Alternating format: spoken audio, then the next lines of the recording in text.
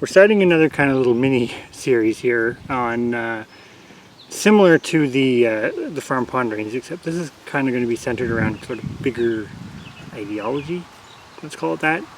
So we're going to kind of call it like homestead philosophy, the philosophical side of homesteading and growing your own food. Essentially, we're going to start with the topic of put and take agriculture.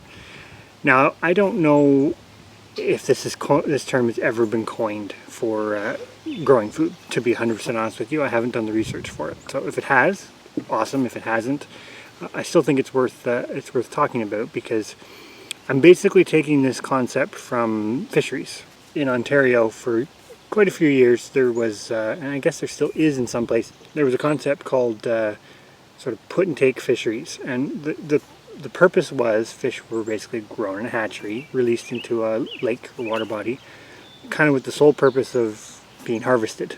There was no intent for them to maintain populations or anything like that. And I guess the same concept does apply to homesteading or growing food at pretty much any scale. And I think it's something that people don't always think about when they are planning out how to do things. By no means am I saying that put and take, which I'll explain in a minute, is negative. There's merits to it. We have all done it or all do it to some degree. It's kind of a reality, but I'm going to go through a bit of a discussion on it and some what I see as sort of pros and cons of the put and take scenario. The best example that always comes to mind for me is of what is put and take agriculture at a small scale. Let's just start with small. Would be raising broilers. Broiler chickens, you purchase the chicks, you raise them out, you process them. It's not a start to finish scenario, because you have to purchase the chicks and you can't really reproduce those chicks. You're essentially dependent on sourcing those animals from somewhere else. No intent for those animals to reproduce themselves. Similar would be seeds. If you buy seeds, everybody buys new seeds every year, but if you don't save seeds, if you don't propagate things, and you just buy seeds from a seed company, whatever size seed company that is, that's also put and take, right? You're purchasing the seed, planting the seed, growing it, and harvesting it. As I say, that pretty much works at any scale. Some of the largest agricultural endeavors, at least I am aware of in North America, are exactly that. They are put and take endeavors. Now, you do have a whole supply chain, of course, and I'm not going to get into that, but from a small scale, those supply chains you have no control over, you have no real influence on, and you're essentially at the mercy of who's ever supplying you with those things. I guess that's the negative. That is the negative. You really aren't sustainable in the sense of what a lot of homesteaders, and I know this is a whole nother topic, but trying to be self-sufficient, you really aren't, because you are constantly dependent on somebody else to provide you with those seeds or animals. The pros to this system, and I do think there are pros to the put and take system, is definitely it can be simpler, right? You're kind of an all in and all out. So if I don't even know how long broilers take, I think it's 12 or 13 weeks. You have those for 12 or 13 weeks, and then you don't have them. So you essentially don't have the day-to-day chores. You get a degree of predictability that can be questionable, I will say. But it's definitely something that often comes with it, because you just purchase 50 chicks, 25 chicks, whatever you want, and most years you get that. So you get exactly what you want for your production. No different than seeds. You purchase a pack of seeds of X number of seeds, you physically have that many X number of seeds. The other big plus to a put and take system is when you're trying to experiment. Especially with plants, when you're trying to learn what you like and don't like, etc., it's nice, because you have generally wider array of seeds in particular that you have access to. So you can try some different trials and see how things grow, etc. Of course, the downside is if you like one of those varieties and maybe it's a harder variety to get or whatever, you may not get it again, or it may not be of the same quality. This is something that we find a lot with the heritage, I'm saying, the heritage type stuff. The non-commercial, sort of more conventional items is that A, they're not always available, and B, the quality sometimes varies. So you might grow X variety of heritage chicken, for example, that you buy from a hatchery, and it'd be great one year and the quality would be a little different the next year. And that's simply because you're not able to exert any selection pressure over that to make it better, right? You're dependent on that other person or entity. The big dilemma here is this is a philosophical way of looking at things, this whole notion of quote-unquote put and take. So why does it matter? Well, I think it partially matters because of what I was saying about some of the pros and cons.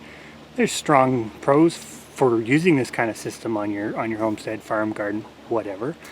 But there's also strong negatives for it. And I think the reason why the philosophical view on it is, or putting a term, a label, getting into the semantics of it, whatever you want to call that, is it's food for thought when you're planning. So if you are planning your homestead, your small farm, your garden, how you approach it from the get-go really affects your outcomes, your successes.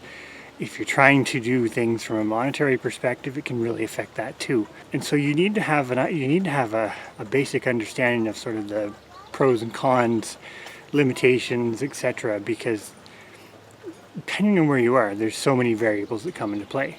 Most of us who are engaged in homesteading or gardening, or basically whatever you want to call it, producing food on a small scale, primarily to feed yourself, a lot of that tends to be born out of the ideology, which again is philosophy. I'm not going to go into detail on this in this particular video, but the idea of quote unquote sustainable. It's striving for sustainability. Sustainability can mean a lot of different things, but why I'm starting with the put and take type of agriculture is it's not sustainable in the long term, in that you can't be self-sufficient because you're always inherently dependent on a seed company or a chick supply company or whatever to get that product. The big disclaimer here is there's nothing wrong with that, because even if you are dependent, most of the time you can still get what you need to make your homestead work. And the wiener pigs are a great example. At any given point, you can probably find somebody who's selling wiener pigs. So if you want to grow pork on a put and take type system, you can probably make that happen, but you're still always dependent on getting those resources, i.e. the pigs, from somebody else. And I think that's the part that sometimes gets lost in translation with the notion of sustainability, because any food you can grow, and I think this is another philosophical moment, any food you can grow is a good thing. Anything you can grow for yourself is a good thing. But how important is the sustainability factor to it? Also keeping in mind your resources, land, time, financial, all of those things, because those can be prohibitive to a more regenerative or sustainable, I'm going to use the word that way, type of agriculture. As I mentioned, sometimes from an entry perspective, you're just getting into it, you're just starting to garden, you're just starting to raise some meat chickens or whatever it is. Sometimes it's nice to take advantage of the put and take system, i.e. pigs. I think that's a pretty good one if you're thinking you want to raise pigs. My suggestion would be, the first time you do it, do the put and take. Raise some wiener pigs. Jumping into trying to breed pigs, regardless of the breed, is kind of a big deal. Now, if you enjoy raising pigs, then you can move to the next step. And I'm using the pigs as an example because obviously that's not accessible to everybody, but it's a really good one where jumping in whole hog can sometimes really negatively affect your finances, your infrastructure, your general tone towards raising larger livestock. So getting your feet wet with the put and take is really nice. But I do think put and take is not necessarily the best option for every kind of production. So when you're producing food, it doesn't necessarily work ideally for everything. So an example of a put and take endeavor that, again, this is my opinion based on my philosophical views here that I'm just sharing, but a put and take endeavor to me that doesn't make a lot of sense would be something like growing tomatoes. Tomatoes are so easy compared to a lot of other agricultural endeavors that you could do, or growing food endeavors that you could do on a small scale to save seeds from. It almost doesn't make sense unless you're trying to do some trials on some different kinds to see what you like. That's kind of the big exception.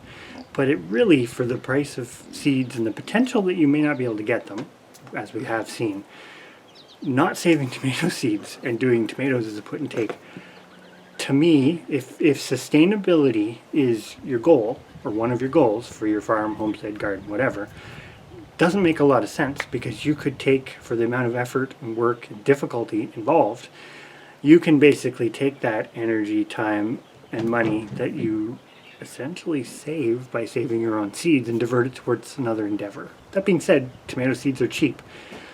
And you always have that side of the equation, which is the monetary side. The monetary side of things is kind of the one place where each individual homestead, farm, garden, person growing food has to really evaluate what's going to work for them. So I'm suggesting that if you were starting out, look at this put and take type endeavor.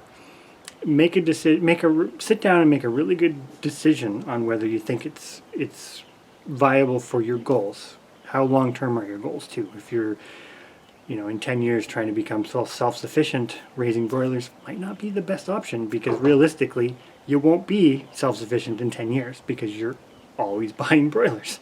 If your goal is just to put 50 pounds of chicken in the freezer, then that's fine, and definitely don't be discouraged from taking the put and take.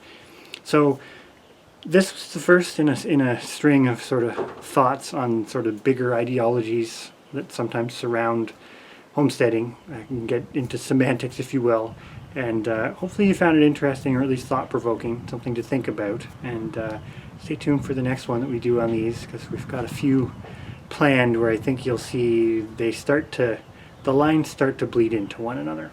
So on that note, I'm going to leave it there, and we'll come back to this sort of larger philosophical discussion at a later time.